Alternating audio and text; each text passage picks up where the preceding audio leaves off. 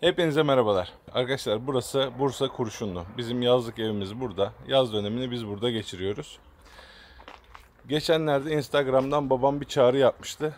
Sarı alanda yeğenlerimle harika bir gece geçiriyorum.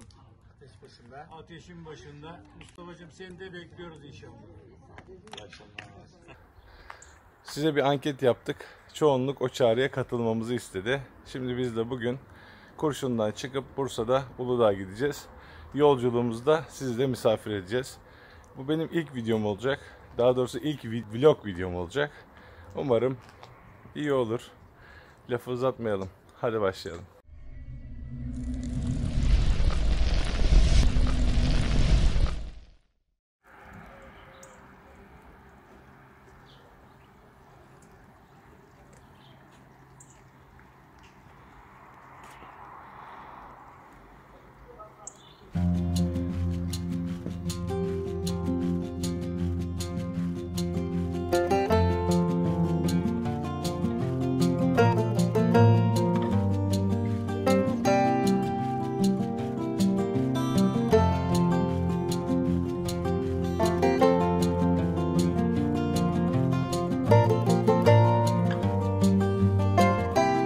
Geldik İstiklal Kasabı'na. Dün siparişimi vermiştim. Şimdi almaya geldim. Selamünaleyküm. Aleykümselam. Birader bu sefer farklı girdim. Vlog çekiyoruz. Hayırlı işler. Hoş bulduk. Vallahi benim köfteyi soğuk bak bozuşuruz ha. Hangisi? Öndeki. Köfteyi daha yapmaya çalışmıyorsun değil mi? Yeni yapacağım abi. Daha tezgah yeni oturuyor. Kurban Bayramı'ndan yeni çıktık. Daha tezgah yapmamışsınız. Sabah olduğu gibi temizlikle başlıyor. Öyle tahmin ediyorum. Şunlar benim. Evet. Aynen. Arkadaşlar dün ben sucuk köfte istedim Bülent'ten. Benim köfteler hazır. Abi ben geç kalmayayım. Hiç oyalanmayayım gideyim. Hemen göndereyim abi. Çok iyi.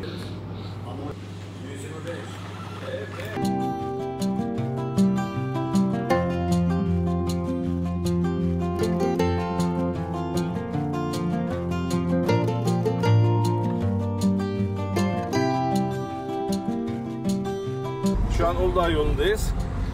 Yukarı doğru tırmanmaya başladık ama şöyle yukarıda bulutları görüyor musunuz?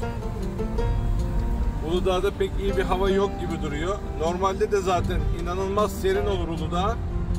Bursa'da deniz kenarında yazı, Bursa merkezde baharı, yukarıda kışı yaşayabilirsiniz aynı gün içerisinde. Bakalım bugün bizi neler bekliyor.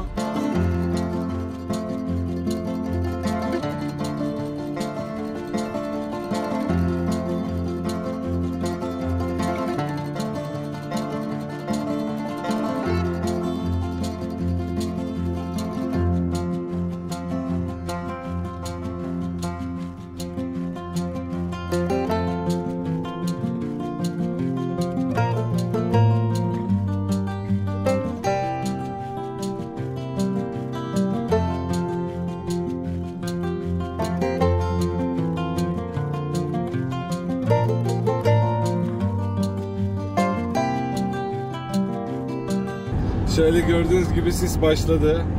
Uludağ Milli Parkı'na yaklaşık 4 kilometre falan bir yolumuz kaldı. Artık bakalım inşallah çok üşümeyiz. Yanımızda tabi bildiğimiz için kalın bir şeyler aldık ama hayırlısı diyelim.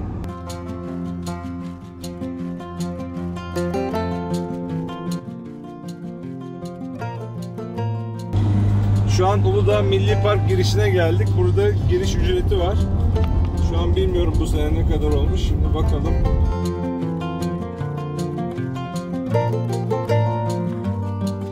Eyvallah.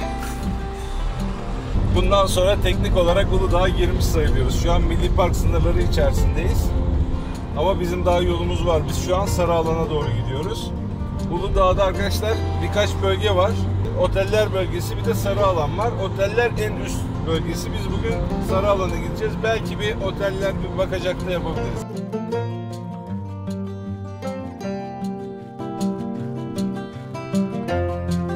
Şu an Kirazlı Yayla'ya geldik.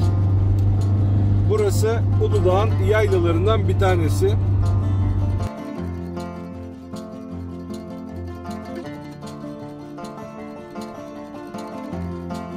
Burası genellikle piknik alanı olarak kullanılıyor. Şurada bir otel var ama genellikle insanlar pikniğe gelirler buraya. Biz biraz daha yukarı çıkacağız. Bizim birkaç kilometre daha yolumuz var. Yukarı çıktıkça hava değişti yine. Şu an bakın yine pırıl pırıl bir hava. Bakalım, hava sürekli değişiyor. Bugün kısmetimizde ne var? Siz de bir Uludağ havası almış olun böylece.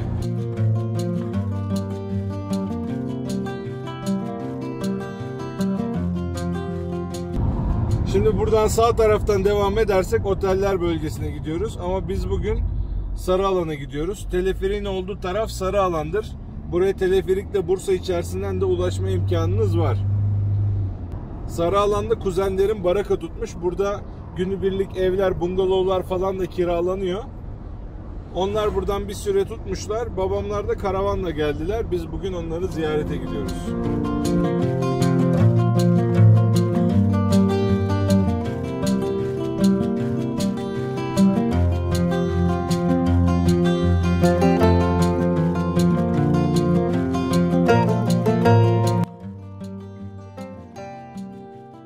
Evet arkadaşlar, Uludağ'a geldik. Burası dediğim gibi Sarıalan. Şimdi burada ben kuzenime geldim. Kuzenim burada şöyle bungalovlar tutmuşlar. Burada geliyorlar, birkaç hafta kalıyorlar. Uludağ'da belki duymuşsunuzdur, 21 günde kan değişimi derler. Yani buranın havası temiz olduğu için genelde İstanbul'dan buraya geliyorlar. Kuzenlerim de normalde İstanbul'da yaşıyor. Ama şimdi çocuklara kan değişimi olsun diye her yaz bir 3 hafta buradan bungalov tutuyorlar. Bugün biz de onları ziyarete geldik. Bir kahvaltı edeceğiz. Uludağ'da şöyle bir masaya geldik, misafir olduk. Burada herkesin bildiği simit var. Şöyle Bursa'ya özgü, bilenler bilir.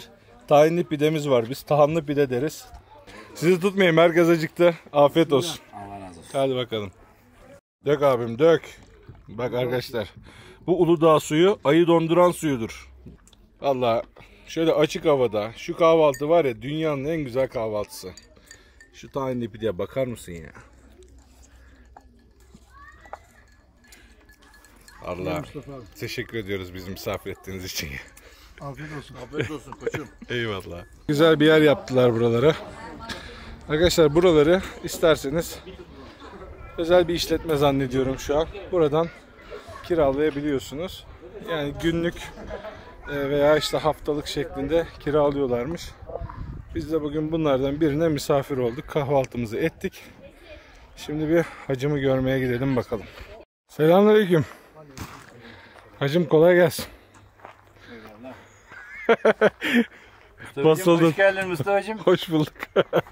Karavancılığın zor halleri de varmış. Yok su çıkmıyor, yok bilmem ne yapmıyor. Allah öyle, biz bilmiyoruz karavancılığı. Bazı problemler varmış herhalde tesisatta. Onunla uğraşıyorlar. Bu arada bak, acemi karavancı bak. Gelirken anteni vurmuş, kırmış ya. Arkadaşlar burası Uludağ Camii. Caminin hemen yan tarafında Çoban Çeşmesi var. Bu Çoban Çeşme Uludağ'ın en soğuk sularından bir tanesidir. İçme suyu olarak buradaki işte böyle çadırlarda kampçılar buralardan faydalanıyor. Bizim de çocukluğumuz buradan su taşımakla geçti. Yani Uludağ Sarıalan'ı bilip de Çoban Çeşme'yi bilmeyen yoktur. Su tesisatında bir problem vardı. Bereket halledebildik kendimiz. Şöyle anteni de kırmış gelirken. Şu an çalışmıyor ama en azından devreler su almasın diye de bu şekilde bir poşetle bantladık. İnşallah birkaç gün idare eder. Güneş bir açıyor, bir sis çıkıyor. Çok enteresan bir havası var gerçekten Uludağ'ın. Yani öyle ki gölgeye gelirsin, üşürsün, güneşe çıkarsın, yanarsın. Yani genellikle Bursa'da yaşayan herkes Uludağ'ı sever.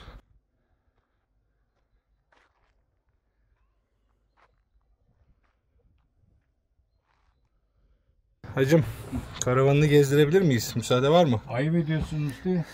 Hoş geldin. Hoş bulduk. Şöyle bir yemek masası, bir oturma yeri. Zaten annemle beraberler. Şöyle bir mutfağımız var. Bir tane burada ocağımız. Altta buzdolabımız. Burada da altta işte çekmeceler, dolaplar. Mütevazı bir karavan yani. Evet. Öyle fazla lüks olmayan bir karavan. Çeşmeye şöyle bir çözüm ürettik şimdilik. Normalde burada çeşmemiz vardı ama pompa bozulmuş herhalde. Şimdilik susuz kalmasınlar diye böyle bir çözüm bulduk. Burada şöyle bir banyo var. Burada da bugün biraz tadilat yaptık. O yüzden birazcık dağınık. Şimdi şöyle küçük bir tuvalet banyosu. Burada işte birkaç dolap falan yapmışlar. Burası da yatak odası. Şöyle bir tane küçük televizyonu var burada.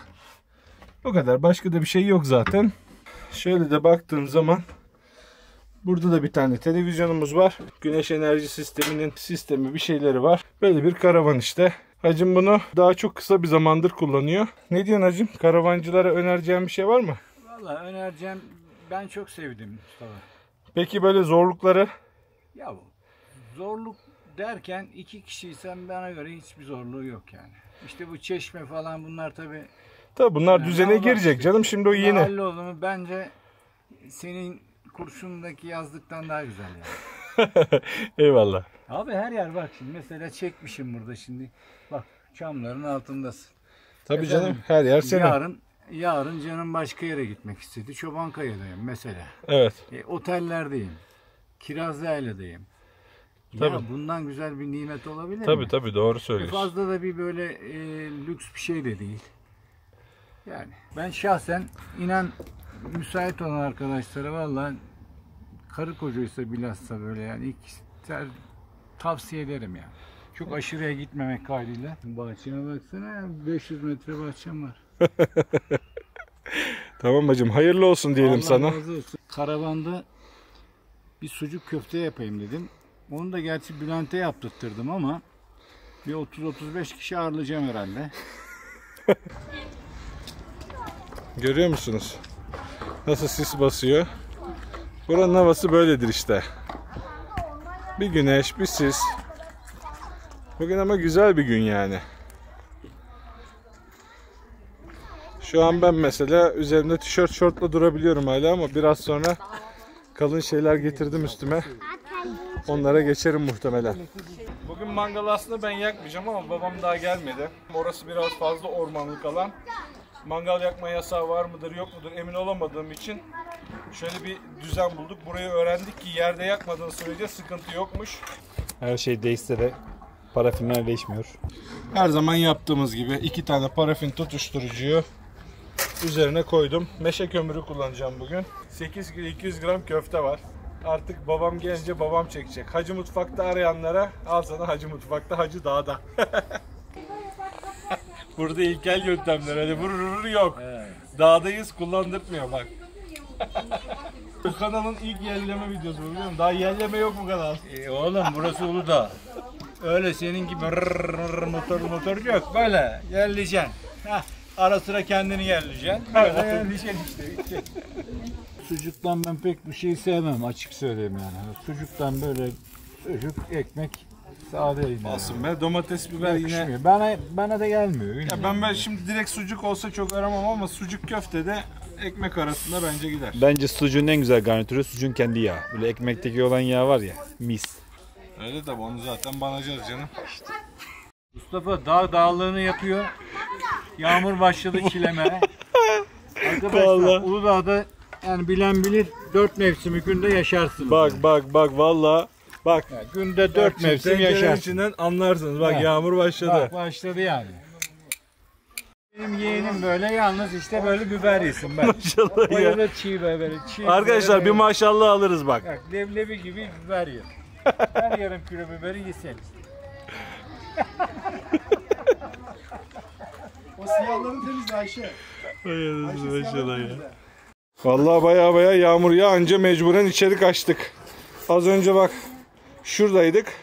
Sarı alanda Şimdi geldik buraya. sarı alanın özelliğidir. Yani bir günde 4 mevsim bile yaşarız yani. Ne zamandı baba bir kar yağmıştı? Ağustos muydu o ay? Haziran mıydı amca? Haziran. Haziran ayında burada kar yağmışlığı var arkadaşlar Uludağ'da. Yani yine bu sarı alanda. Yani burada gerçekten bir günde 4 mevsimi yaşayabilirsiniz. Hacım, senin 6 ay hapis yatıran köftenden yaptırdım bugün. Şimdi 6 ay yattın mı bilmiyorum bakalım. Bunu yiyince söyleyeceğim ben. Böyle bedava yok. Beğenmezsem öyle yok arkadaş. İsterse babamın oğlu olsun. Eyvallah. Ondan sonra laf oluyor. Ondan sonra laf oluyor kardeşim. Çevirmeye başladık. Kuzu kokoreç gibi vallahi. Şahane olacak bu bak. Baksana zaten yağından, terlemesinden belli oluyor canım. Köfte güzel. Belli. Aynen. Zaten bak güzel değil dersek diyeceğiz. Güzel değil arkadaş diyeceğiz. Güzelse güzel. Vallahi ben açık söyleyeyim. Az önce Ama ben birazcık çiğ yedim. ben de yedim çiğ çiğinden. yedim. Mükemmel yani. Evet, ben de çiğinden yedim. Çok güzel. Arkadaşlar köfteleri devamlı çeviriyoruz. Şu an bizim birazcık böyle kapağını kapattık arada yağmur yağdığı için.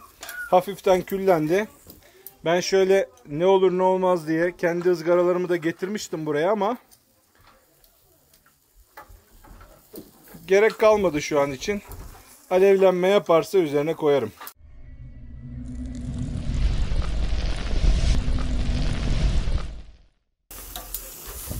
Çocuğun güzel olduğu her halinden belli. Bak. Şuraya bakın Allah aşkına. Allah aşkına şuraya bakın. Yağa bak. Bak. Aynen öyle bak. Yani Şıpır şıpır damlıyor. Bu sucuk yenir arkadaş. Aynen. Yine de geldik başlıyoruz arkadaşlar böyle. Gerçi dumandan hiçbir şey gözükmüyor baba. Evet.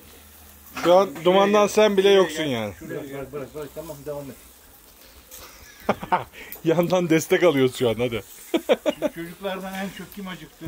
Bak alo. He? Ben. Bizim kızımız bu arkadaşlar da bu hafta evlendi. Benim yeğenim bunlar. Bir yorumlarını alayım bakayım. Esma Nur çok sever bunu. Biraz da onun için yaptım. Şöyle Çok bir güzel bir yorumlarını tadı da var. alalım bakalım. Mükemmel olmuş. Mükemmel olmuş. Afiyet İlk defa olsun. yiyorum ama cidden çok güzel olmuş. Afiyet olsun. Afiyet olsun. Efsane olmuş. Yani sen zaten seversin. Ben Sevdiğin için, bayılıyorum. sevdiğin için Mükemmel. sen beğeneceksin ama sen çok güzel. Afiyet olsun. Afiyet olsun gençlik. Mustafa'cığım bunu sana yapıyorum. Yap hacım. Al oğlum bakayım şöyle. Ben biber de yerim baba. Sana bir de biber kıyağı yapayım. Ay bismillahirrahmanirrahim. Şöyle hadi bakayım. Arkadaşlar Mustafa'yı biliyorsunuz. Mustafa öyle hiçbir zaman Az malzemeli aslında şeyi bu sevmem. kadar çok malzeme gerek yok ama Mustafa bu. Uzat bakayım bir gösterelim şöyle Şöyle bismillah. diyelim böyle. Aynen benim olayım bu. Ben az malzemeli şeyleri sevmiyorum bacım ben. Hadi bakalım. Seni bekleyeyim mi tadıma? Hayır sen böyle. Hadi beraber yiyelim Hayır hadi. bunu yiyeceksin. Hadi bakalım. Kesinlikle olmaz. Olay bitmiştir. Tabi biz de bitmişiktir. Gözlerimiz, gözlüklerimiz her halimizden bellidir herhalde. Ama misafir ağırlamak misafir ağırlamak, tabi misafirin duası da çok biliyorsunuz makbuldür. Hadi, 24 kişiyi doyurduk bugün. hadi bismillah. Şimdi en sonunda Arkadaşlar biz kaldık. ben pek domatesli sevmem. Aslında sucuk sade yenir yani. Ama Ben seviyorum. olsun. Hadi bismillah yani. Şöyle bir müsaadenizle tadıyoruz.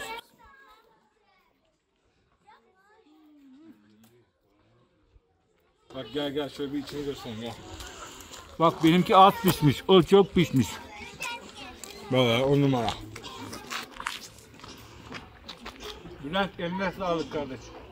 Bülent'in de senin de eline sağlık hocam. Gerçekten çok güzel olmuş. Çok da güzel pişirmiş. Ama bak ben size açık söyleyeyim yani. He. Öyle 35 kişiyi bekleyeceksin. Dikkat ettireceksin. Sosyal mesafeye. Herkesin Vallahi harcı. karavanda bu kadar insanı ağırlamak kusura bakma. Ama alanımız geniş Allah'tan. Alanımız Yaydık geniş. herkesi Ama çocuklara. ona göre seyirler bekliyoruz. Ona göre yorumlar bekliyoruz inşallah. Hepiniz Allah'a emanet olun. Hepinizi seviyoruz. Bu bizim ilk vlog videomuzdu.